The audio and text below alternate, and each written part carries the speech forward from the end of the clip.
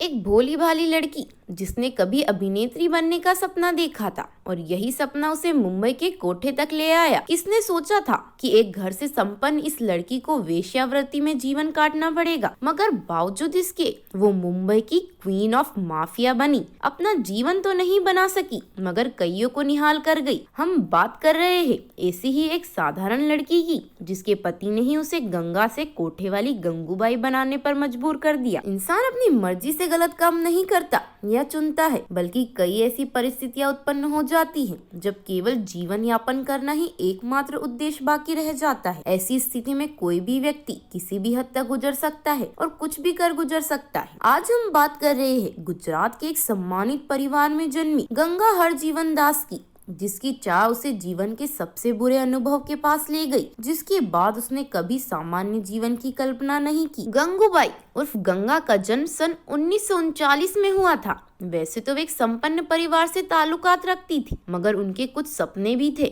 जिन्हें पूरा करने की ख्वाहिश में वे मुंबई तक पहुंच गई। गुजरात की रहने वाली भोली भाली 16 साल की लड़की जो अपने से अधिक उम्र के लड़के के प्यार में पागल हो जाती है, घर वालों के खिलाफ जाकर शादी कर लेती है। गंगूबाई जो पहले गंगा हरजीवन दास के नाम से जानी जाती थी। गंगा का परिवार धनाढ्य था। उसके पिताजी की एक दुकान थी।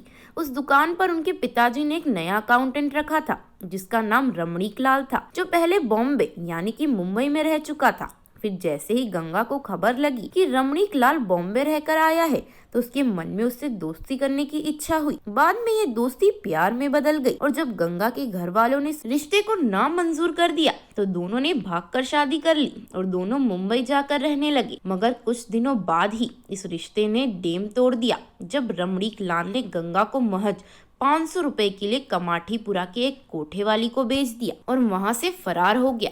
रमणीक ने गंगूबाई को वो कोठा अपनी मौसी का घर बताया था, मगर उसे क्या पता था कि वो रमणीक के मौसी का घर नहीं बल्कि एक वेश्यालय है।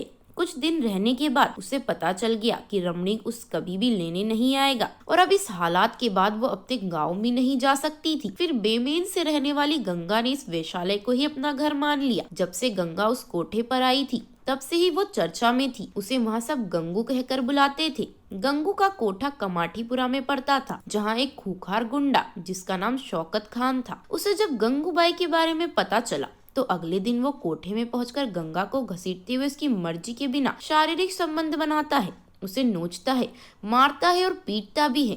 पहली बार तो गंगा को कुछ समझ नहीं आया, लेकिन दूसरी बार भी जब उसके साथ जबरदस्ती करी तो उसने ठान लिया कि वो शौकत खान को सजा दिलवा कर रहेगी। इसके बाद उसने वहाँ के मशहूर गुंडे करीम लाल के पास जाकर न्याय की गुहार लगाई और साथ ही उसके हाथ पर एक धागा बांधकर उसे अपना भाई बना लेती है। इसके बाद जब तीसरी बार जब शौकत कोठे पर आया तो करीम लाल भी खबरी की खबर सुनकर पहुंच गया था। करीम ने शौकत को इतना मारा कि वो अधमरा हो गया।